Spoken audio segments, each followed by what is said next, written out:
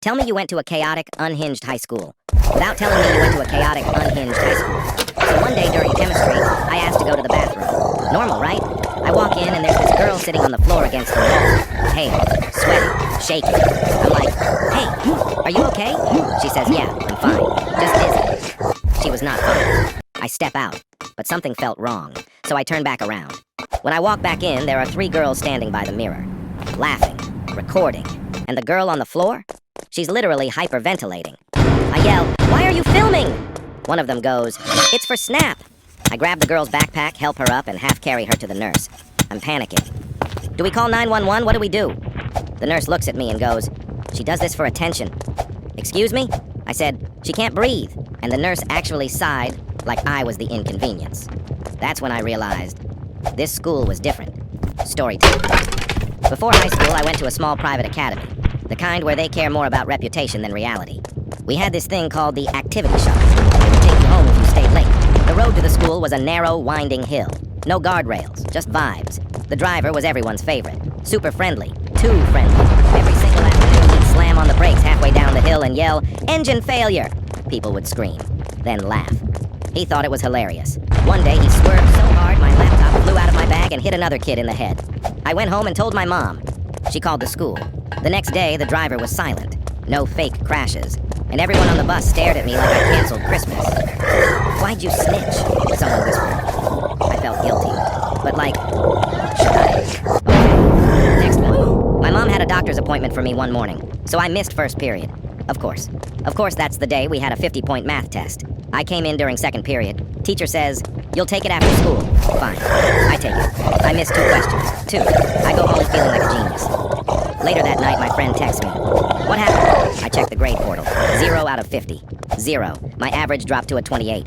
I email the teacher. She replies, you were absent. You cannot earn full credit. Excuse me? I literally took the test. The response? You should prioritize attendance. I was at the doctor. Throughout middle school, I was always the last kid picked up. The office staff knew me by name. One afternoon, I'm sitting there doing homework when the vice principal storms in, dragging this kid. Let's call him Ryan. Ryan was the frequent flyer, always in trouble. Apparently, he'd gotten into a fight. The secretary looks at me and goes, and what about you? Said, oh, I'm just waiting for my mom. She narrows her eyes. So you weren't involved? In what? My mom walks in right as the secretary says, your son was in a physical altercation. My mom freezes. What? I'm like, I wasn't. Ryan finally goes, yeah, he wasn't there. But the damage was done. On the ride home, my mom says, if someone hit you, would you hit them back? I said, probably. She pulls over. I quickly changed it to, actually no, peace and love. I was grounded for a fight I didn't even attend. After that, I waited outside in the cold. Now let me tell you about the time I embarrassed myself in front of my entire sophomore class. It was December, Spirit Week.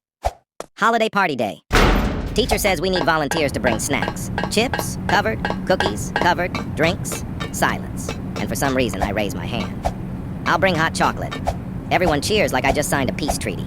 I get home. Tell my dad. He hands me a big container of powdered cocoa mix.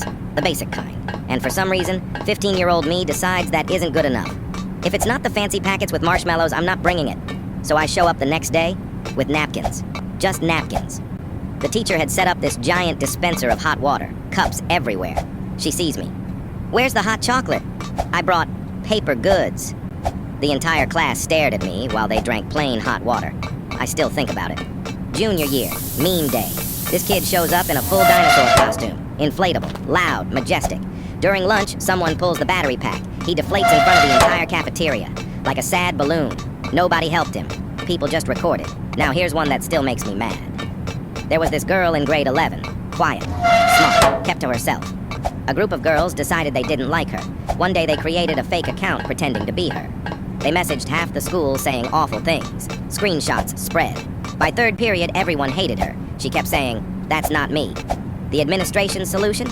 Maybe stay off social media. The fake account stayed up for weeks. She transferred schools by spring. The girls who made it, homecoming court. And last one.